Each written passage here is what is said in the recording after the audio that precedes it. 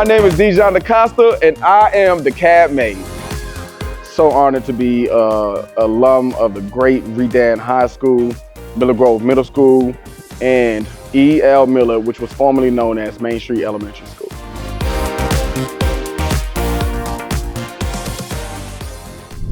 You know, I'm not this polished individual that people see, right? I did, you know, back at Miller Grove Middle School, I got expelled from school in the 7th grade. I got in this car accident that had 58 stitches on my head that left me in the ICU. When you get into high school, being a twin, identical twin, the clout is real, you know what I'm saying? And I was solely distracted about, you know, everything else that was going on, and I was only focused on, you know, wrestling, and that was it. Going through these adversities in life, honestly, you know, people, they want to see you at the polished point, you know what I'm saying? But for me, college or no institution can teach me how, you know, the experience that I had as that boy, you know what I'm saying? To be able to help other guys that was just like me, or scholars. Good to have one of our old students back at Redan High School.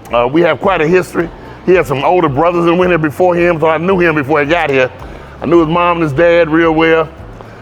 He was just young and rambunctious like most kids are in the 9th grade. He kept his grades together because he wanted to be eligible to wrestle. So that's what kept him in school at the time. He didn't know what he wanted to do or what he wanted to be like most kids, but he always had a relationship with me. And we are so proud of what he's become and what he's done. And he's an example that you never know what a kid is gonna do, but we pour into every kid because you never know what they're gonna be or what they're gonna become, you know? And you treat all kids the same, you know? And he knows it was tough love, but it was love, you know? And that's why we still got the relationship today. It was fun, you know, I was the class clown, you know, I was, you know, the most flirtatious subtitles at Redan, and I was the most school spirited. You know, I really wanted to leave a legacy, you know, while I was in school, but in order to leave a legacy, you gotta have fun and draw out of the lines. And till this day, my most memorable moment is always Valentine's Day, because everybody call it DaCosta Day. That's, you know, any girlfriend that I had, my high school sweetheart, which is my daughter's mom, you know, I will fill the whole auditorium up with balloons. She'll get about at least 100 balloons, maybe about 50 teddy bears. And I used to just carry all this stuff in bags and give it to whoever was the DaCosta girl at the time every single year. And it caused a school disturbance where I had to go to ISS because of it. I prefer playing around, man. But I enjoyed school, and I didn't take school for a joke because I knew I needed to be educated in order to wrestle. That's all I knew. It was, hey, you got to go to class or you can't wrestle, and that's what really kind of kept me in school. DaCosta, right there. 40 wins. 40 wins, 2003.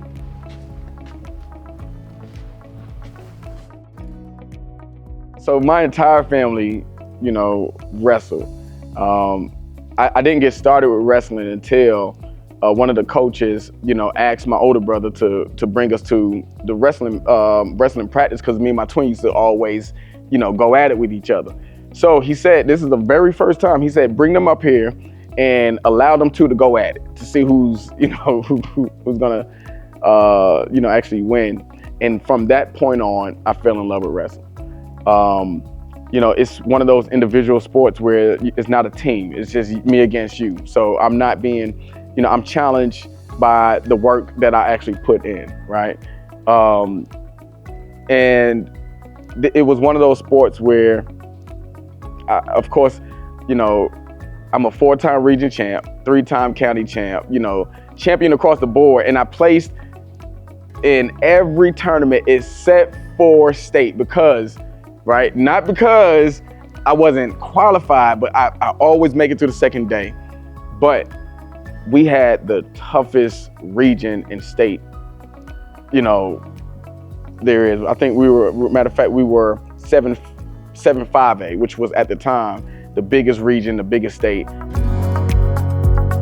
It's really important to have an advocate, right? Because wrestling might not be the most important or popular sports nowadays, but it helps transition kids that are actually going through things, boxing and, whatever traumatic experience that you're going through, we took it out on the mat. And that's just, what coach, taught us to do. And as a board member, man, I'm so happy that, now we have middle school wrestling. Now we have, expanded the program.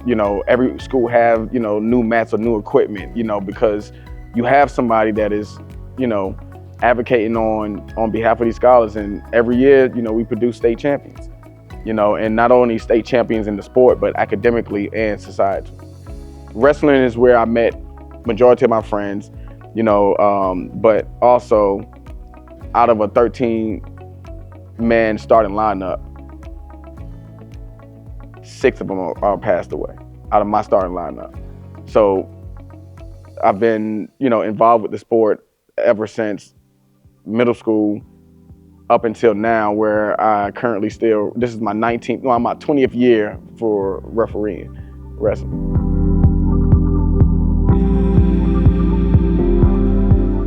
But like once we got past that 9th or 10th grade year, things started to change and the focus changed. And that was for the better. The graduation wise, presenting the diplomas to these guys, that class, and finding out that they were going off to college. You can't believe the elation, and the pat on the back for us pulling this guy from 9th grade onto somebody's university. So all we could sit back then and do is wait to see what was going to happen after that. And what has happened is the product that you see today. Education wasn't an area where I wanted to actually go into, to be honest. I really wanted to graduate from Kennesaw State and go into become a law enforcement.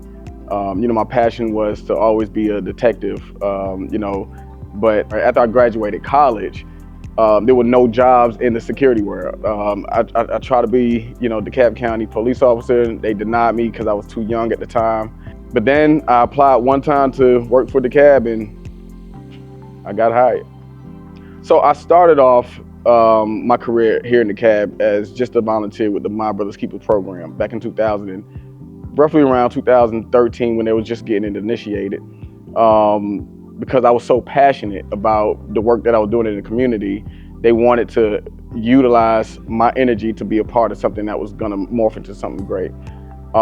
And I was working with family engagement, and they hired me as a clerical sub, just so that I can, start to get my feet wet.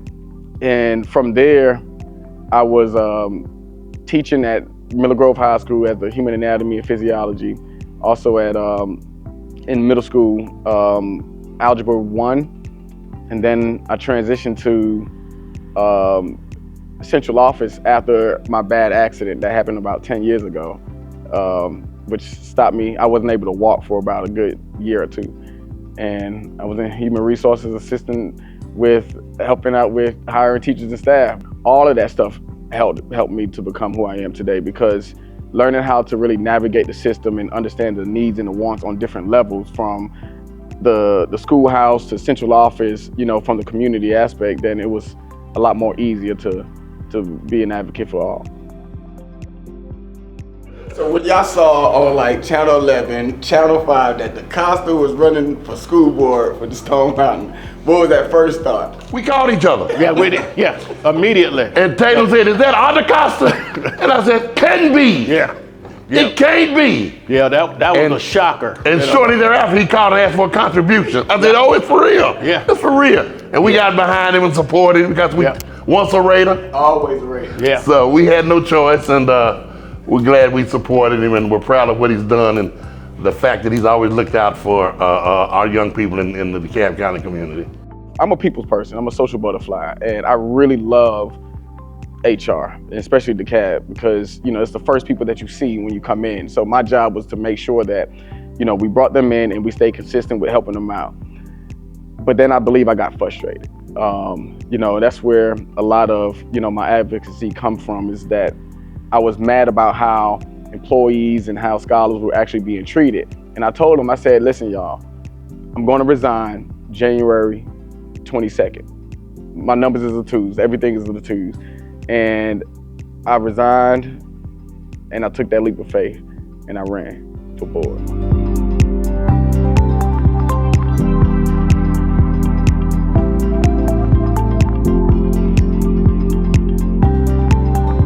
So I don't really think about it that much because I'm living in it, right? So you can't really honestly see the impact until you actually get into the community and you hear it. Now I'm at this point where 7 years later, I'm writing recommendation letters to little boys and girls that were inspired by me, which I think is like, it's the strangest thing because you never know who you're gonna impact, right? But they've never seen nobody in this high position or in this position, that is this young, that is a product of DeKalb, that is raising their children here. They never thought it wasn't a real thing as a politician really being cool, but it dawned on me when my classmates, class of 05, said that they are happy now that I'm in this seat because they know that DeKalb is gonna go in the right direction, right? That's a good thing, but that put DeKalb on my back. And it made it more that I had to make sure that I still continue to lead by example because I am young, Black, and I'm educated, which is, it's the reality of it. Being in this position as a Black man, it's a chopping block, you know what I'm saying? But for them to see someone in it, listening to the graduation speeches and really, somebody that is honestly passionate into ensuring that they are fulfilled, they love it. And I like it, yeah. I think it's in everyone, but the key to it all is that they forgot where they came from. And that's one thing that I can't do, is forget where I came from. I remember, Dr. Miller, who at Main Street Elementary School is formerly known by, he was his last graduating class before he passed away with leukemia. And what he told us is to make sure that whatever we do, it's the poem that I quote a lot by Benjamin Elijah Mays. Whatever you do, do it so well that no man living, no man dead, and no man yet to be born can do it any better than you, right? He was the first Black principal at that school, and he really, made sure that during that time, because it was the white flight that was happening, right? He made sure that there were organizations and programs called the Winning Circle that helped, little boys like me to stay on track.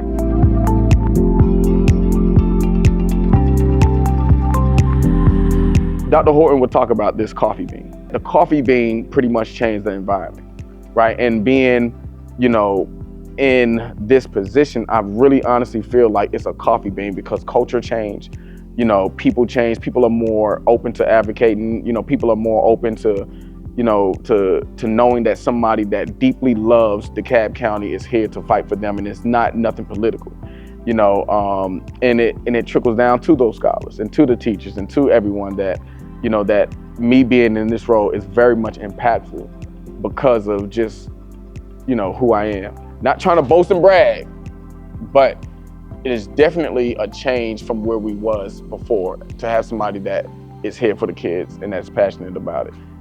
So I'm the coffee bean. Dark roasted coffee bean.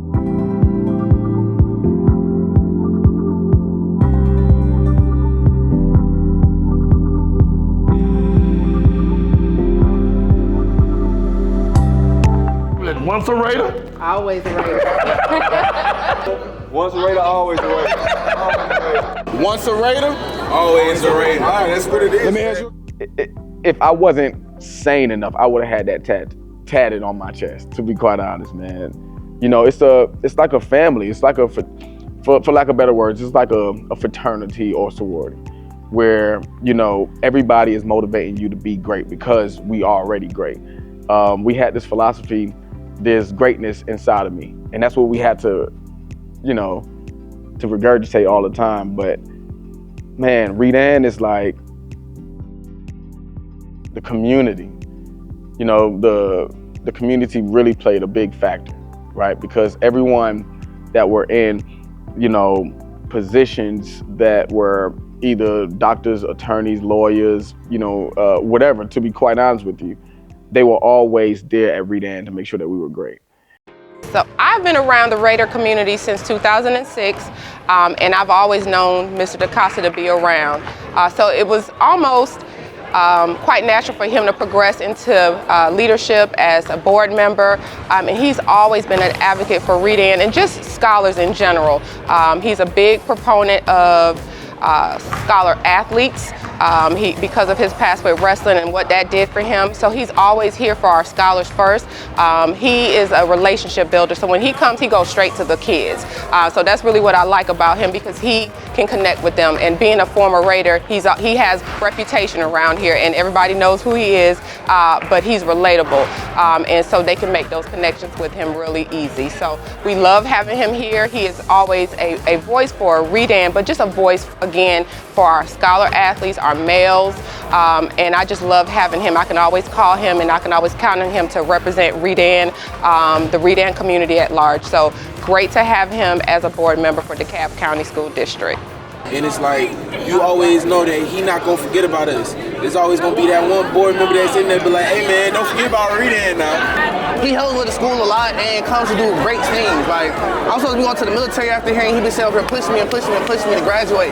And that's why I'm gonna graduate May 25th. We will be walking across that stage. Let's go. It's something that they honestly embed, in our head that, whatever you do, no matter what you do, Redan community is always going to be there. We're great, and you have to live up to these standards. And me putting a stain on the name Redan at that time, I had no choice but to be great, because I was going to hear it. I was going to hear it, but I've gotten. I found my love, man. This is a place where I've lived in this community since 1989. I moved out once, going to Kennesaw State, and I moved my family back into the same neighborhood that I was born in. So that's how much I really love Redan High School and this wonderful community. My name is Diijon DaCosta, and I am DeKalb made.